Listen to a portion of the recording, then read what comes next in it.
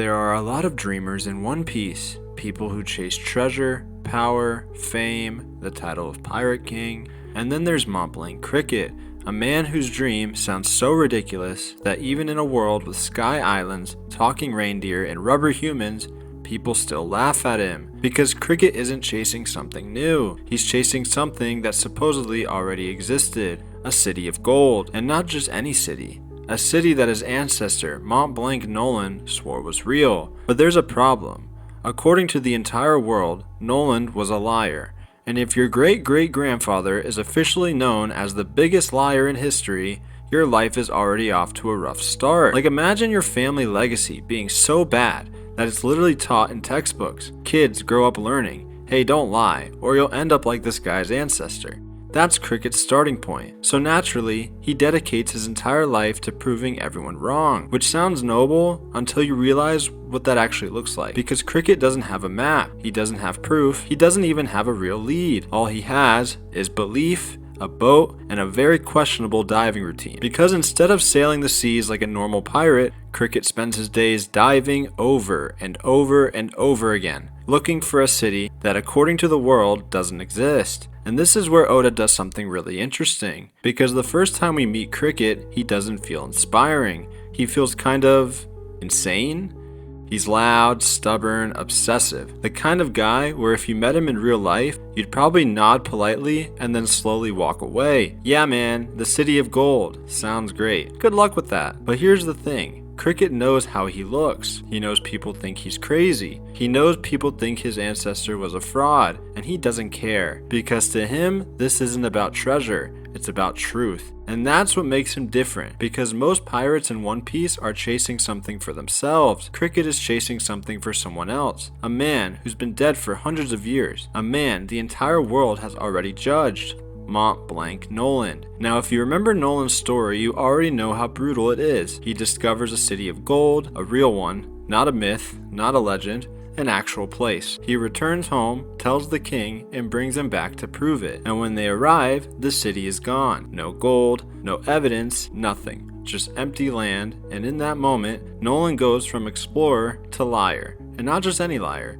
the liar. Executed, humiliated, remembered forever as a fraud. And that's the story the world accepts. But Cricket doesn't, because to him, there's only two possibilities. Either his ancestor lied or the world is wrong. And Cricket chooses the harder option every single day. Now here's where things get really good, because when Luffy meets Cricket, it doesn't play out the way you'd expect. There's no dramatic speech, no you remind me of myself moment. Luffy just listens, and then he believes in him immediately. No proof, no hesitation, just, yeah, sounds real. And that's it, which is honestly insane, because this is a story that's been disproven for generations. Scholars, kings, historians, all saying, nope, fake, and Luffy hears it once and goes, yeah, I'm in. Which is exactly why Cricket respects him, because for the first time in his life, someone didn't laugh, someone didn't doubt, someone just believed. And you can feel how much that matters to him, because Cricket isn't used to that. He's used to being alone in this, used to diving by himself, searching by himself, believing by himself, and suddenly,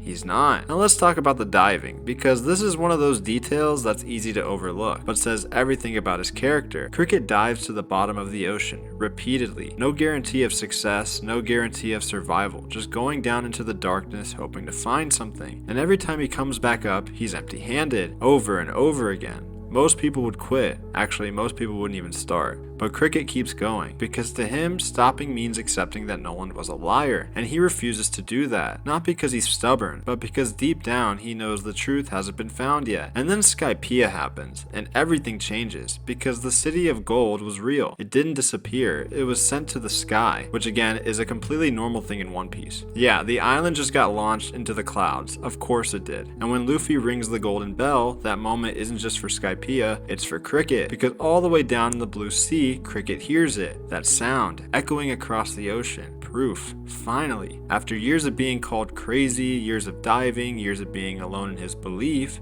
he hears the truth, and he doesn't even need to see it. That's the part that hits, because Cricket never makes it to Skypiea. He never sees the city, he never stands in front of the gold. All he gets is a sound, and that's enough, because that sound means one thing. Noland was telling the truth, and in that moment, everything Cricket suffered through, everything he sacrificed, everything people mocked him for, it all becomes worth it. Now here's where Oda does something subtle, but powerful. Cricket doesn't go around telling everyone he was right. He doesn't chase validation, he doesn't say I told you so, he just smiles, and that's it. It was never about proving other people wrong. It was about proving one person right, and that's why Mont Blanc Cricket is one of the most underrated characters in One Piece, because his story isn't about strength, it's about belief. The kind of belief that doesn't need evidence, the kind of belief that survives doubt, the kind of belief that keeps going, even when the entire world says you're wrong. And if that sounds familiar, it should, because that's exactly what Luffy represents. The difference is, Luffy inspires people to believe in him. Cricket had to believe with no one behind him. No crew, no support, no reassurance, just a story and the willingness to stake this entire life on it. Which, if we're being honest, is kind of insane. But that's what makes it powerful. Because in a world where everyone is chasing something visible, power, fame, treasure, Cricket chose to chase something invisible, the truth, and he never gave up on it. Not once. Even when it made him look like a fool. Even when it cost him everything. Even when there was no guarantee he'd ever be proven right, and in the end, he was. Not because he found the city,